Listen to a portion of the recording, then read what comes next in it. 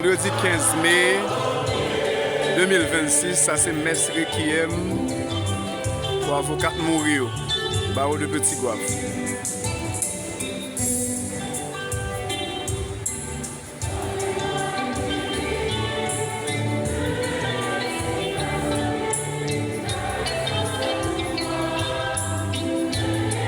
Ça c'est chef cabinet, non? Bravo.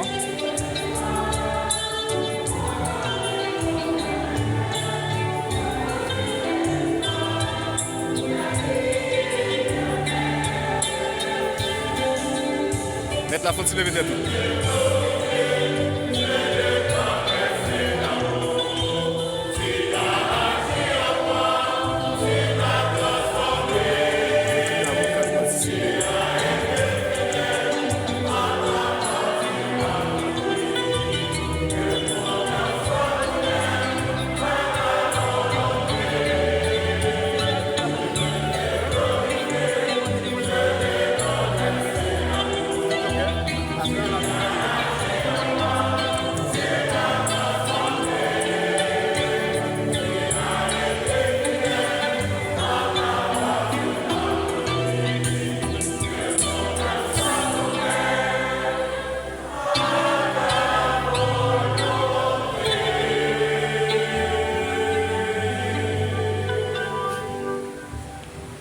Ça vous quatre participer. Prions encore le Seigneur. Accorde, Seigneur, à tes serviteurs de passer dans ta demeure de lumière et de paix, car c'est pour nous, c'est pour eux que nous avons célébré le sacrement pascal. Par Jésus le Christ, notre Seigneur.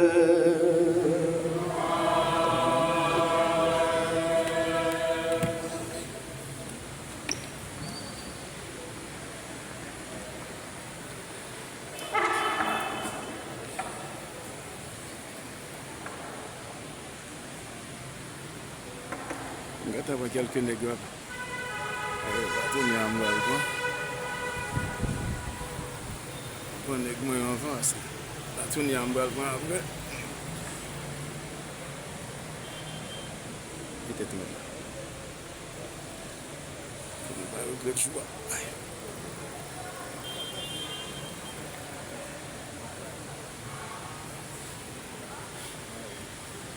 Mais t'as levé tête, levé tête.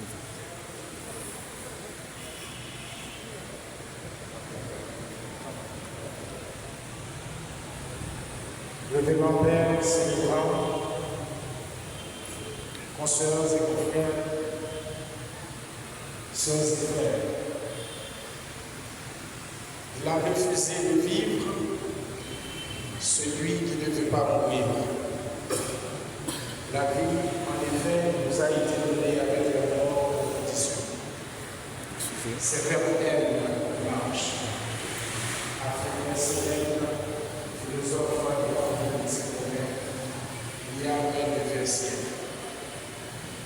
La mort ne figure pas davantage comme une aventure exaltante ou une renaissance extatique, mais plutôt comme un événement de la vie, un fait universel et inéluctable qui donne le sens à la destinée humaine.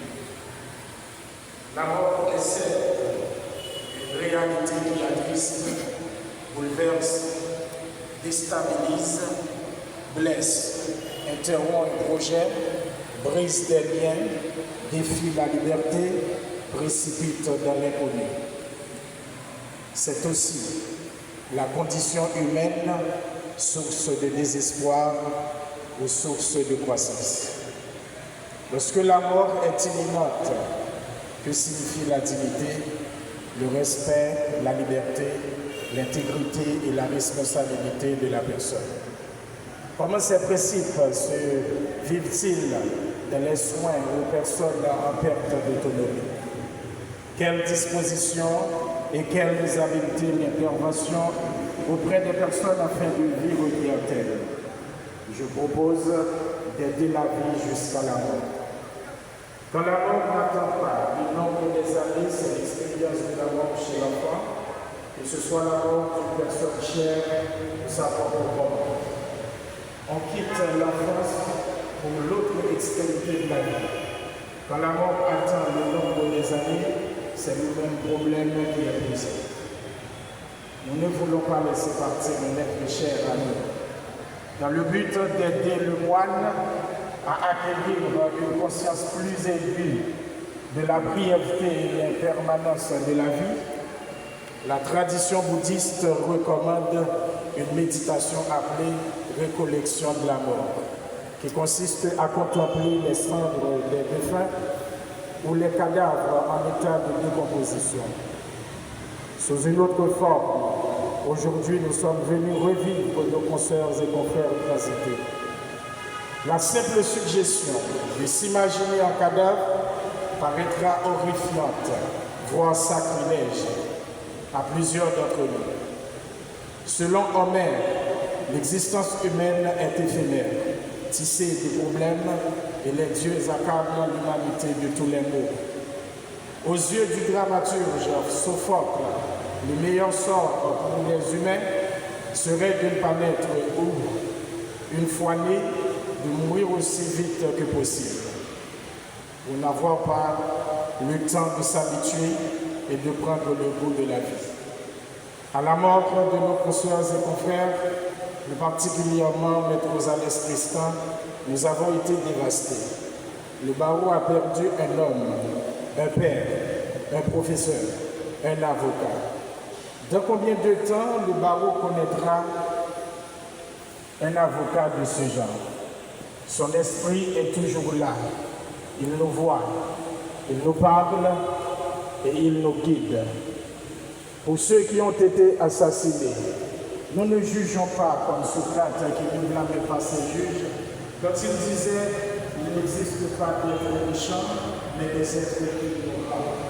Nous pourrons surmonter leur ignorance par la pratique de la sagesse personnelle.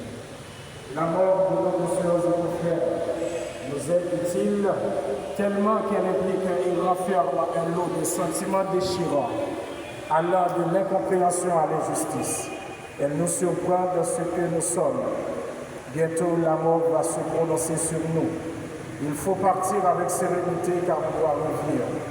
Chacun de nous possède un tunnel de la mort qui est le rayon lumineux qui invite l'âme à rejoindre son plan de repos.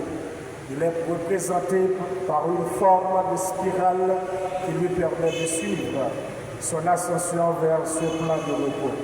Ce tunnel est présent avant même que l'âme meure, parce que l'aura qui entourait le corps matériel de la personne défunte se retrouve déjà sur le plan de la mort. La messe vient d'être dite au nom de nos consoeurs et confrères décédés. C'est le moment de communiquer avec eux. Pensez aux bienfaits de Maître Rosales Tristan, de Maître Cassamajor, de Maître Régis, de Maître Fièvre, et nous en passons. Oui, ils sont là.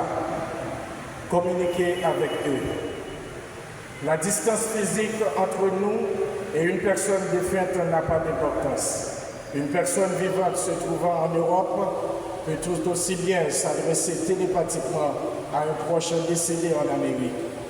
L'objectif de la communication avec les morts est de rappeler aux âmes défuntes qu'elles doivent faire tout leur possible pour se reposer. Sinon, elles empêchent ce repos qui lui revient et qui est nécessaire pour préparer leur retour sur Terre. Bref, il ne faut jamais craindre de s'adresser à une personne défunte. Même si nous pensons qu'elle ne peut pas nous entendre, télépathiquement, l'être humain qu'il ne le pense. Toute émotion de culpabilité et de crainte peut être dénouée par la parole.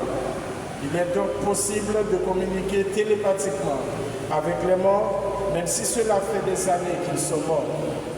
Nous n'avons pas à nous questionner à savoir si les informations que nous communiquons à une âme défunte sont entendues.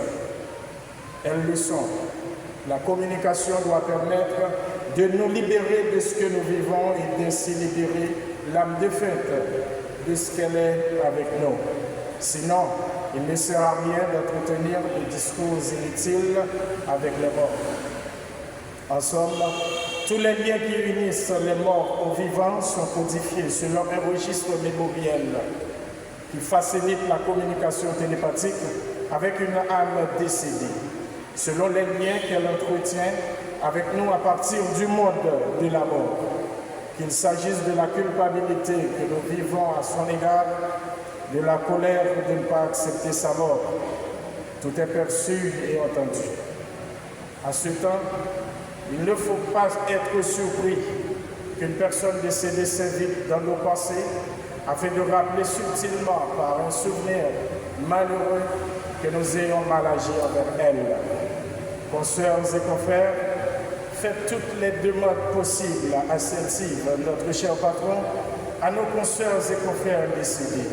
Sachez que tout passe et nous passons comme nous reste.